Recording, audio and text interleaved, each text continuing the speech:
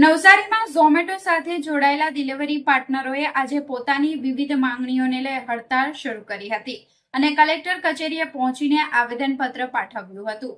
છેલ્લા 3-4 વર્ષથી કામ કરતા ડિલિવરી પાર્ટનરોએ આક્ષેપ કર્યો હતો કે હાલ મળતું પે આઉટ મોંઘવારીના સમયમાં પૂરતું નથી અને તેનાથી જીવન નિર્વાહ કરવું મુશ્કેલ બની રહ્યું છે।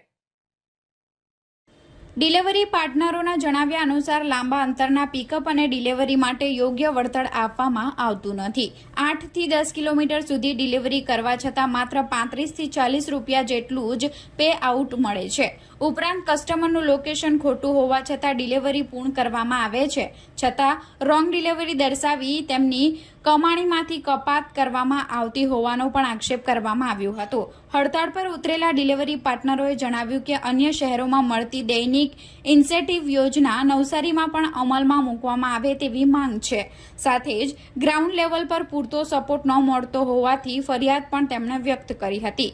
ઝોમેટો 18 કલાક સેવા આપતું હોય તો તે પ્રમાણે ડિલિવરી પાર્ટનરોને પણ 18 કલાક સપોર્ટ ઉપલબ્ધ કરાવવામાં આવે તેવી માંગ ઉઠાવવામાં આવી હતી। ડિલિવરી પાર્ટનરોએ જણાવ્યું કે તેઓ કોઈપણ પિકઅપ કે ડિલિવરી માટે ના પાડતા નથી, પરંતુ પિકઅપ અને ડ્રોપના કુલ અંતર મુજબ પ્રતિ કિલોમીટર ₹10 પ્રમાણે વળતર મળવું જોઈએ। હાલની મોંઘવારીને ધ્યાનમાં રાખીને યોગ્ય પે આઉટ અને ઇન્સેન્ટિવની વ્યવસ્થા કરી જરૂરી હોવાનું તેમણે જણાવ્યું હતું।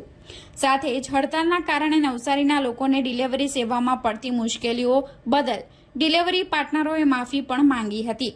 જનતાને તેમના આંદોલનને સમર્થન આપવા અપીલ કરી હતી। ડિલિવરી પાર્ટનરોએ ચેતવણી આપતા જણાવ્યું કે જ્યાં સુધી તેમની માંગણીઓનો સંતોષકારક ઉકેલ નહીં આવે ત્યાં સુધી હડતાળ યથાવત રાખવામાં આવશે। મારું નામ કેયુર ચાવડા છે। હું ઝોમેટોમાં છેલ્લા 3-4 વર્ષથી કામ કરું છું। અત્યારે અમે 2 દિવસથી સ્ટ્રાઇક પર છે। એનું રીઝન એ છે કે અમને જે પે આઉટ મળે છે અમને સંતુષ્ટ નથી થતું એનાથી।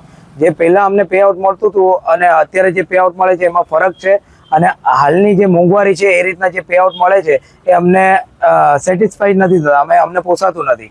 અમને કંપની પિકઅપ લાંબા આપે છે, ડ્રોપ લાંબુ હોય છે। અમે 8-8 કિલોમીટર પિકઅપ ડ્રોપ કરીએ છીએ, અમને 30 થી 35 થી 40 રૂપિયા આપે છે। અમારી માંગણી એવી છે કે અમને પર કિલોમીટર 10 રૂપિયા જોઈએ છે કે આ તમે પિકઅપ 5 કિલોમીટર આપો કે 4 કિલોમીટર ડ્રોપ આપો તો ટોટલ 9 કિલોમીટર થાય તો અમને 90 રૂપિયા જોઈએ। આ અમારી માંગ છે। સેકન્ડ માંગ અમારી એ છે કે અમને ગ્રાઉન્ડ લેવલ પર કોઈ જાતનો સપોર્ટ નથી। અમારા ટીએલનો અમને સપોર્ટ નથી। એ કોલ કે મેસેજનો રિપ્લાય આપતા નથી। અમે એવી કોઈ પરિસ્થિતિમાં હોય જે અમે 15 કિલોમીટર દૂર અમે ડિલિવરી કરીએ અને રાતના પણ ડિલિવરી ચાલે છે અમારી। જો કોઈ રાઇડર ફસાયો હોય તો ગ્રાઉન્ડ લેવલ પર કોઈ અમને સપોર્ટ નથી। એટલા માટે અમારી બીજી માંગ એ છે કે જો અમે ગ્રાઉન્ડ લેવલ પર અમે જેટલા કલાક ઝોમેટો ચાલુ રહે એટલા કલાક અમને ગ્રાઉન્ડ લેવલ પર સપોર્ટ જોઈએ। અને ત્રીજી માંગ અમારી એવી છે કે જે અધર સિટીમાં પે આઉટ ડેલીનો ઇન્સેન્ટિવ આપે છે, અગર ઝોમેટો અધર સિટીમાં ડેલીનો ઇન્સેન્ટિવ આપે છે તો અમે પણ એના વર્કર જ છે, બરાબર। તો અમને પણ ડેલીનું ઇન્સેન્ટિવ જોઈએ છે। જ્યારે બ્લિંકિટ પણ ઝોમેટોની જ કંપની છે, તેમાં પણ એ લોકો ડેલીનું ઇન્સેન્ટિવ આપે છે, તો અમે પણ કામ કરીએ છીએ તો અમને પણ ડેલીનું ઇન્સેન્ટિવ મળવું જોઈએ। આ બધી રજૂઆત અમે પહેલાં પણ આગળ અમારા ટીએલને કરી ચૂક્યા છે, જેનો અમને કોઈ જાતનો સપોર્ટ મળ્યો નથી।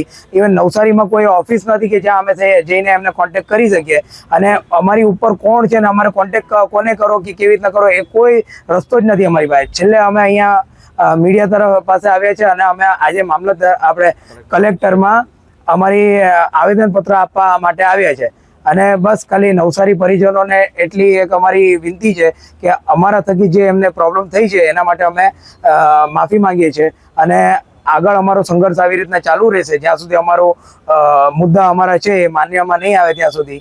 અને અમારા નવસારી પરિજનોને ખાલી એટલી વિનંતી છે કે અમારા આ સંઘર્ષમાં તમારો સાથ પણ અમને મળે એવી અમારી નમ્ર વિનંતી છે। Thank you. જ્યાં સુધી અમારી માંગ પૂરી ન થશે ત્યાં સુધી અમે લોકો આ સ્ટ્રાઇક કન્ટિન્યુ રાખશું। બસ અમે આઈ થિંક 150ની આસપાસ રાઇડર છે, જેમાં ફૂલ ટાઈમ ને પાર્ટ ટાઈમ વાળા બંને આવી જાય છે।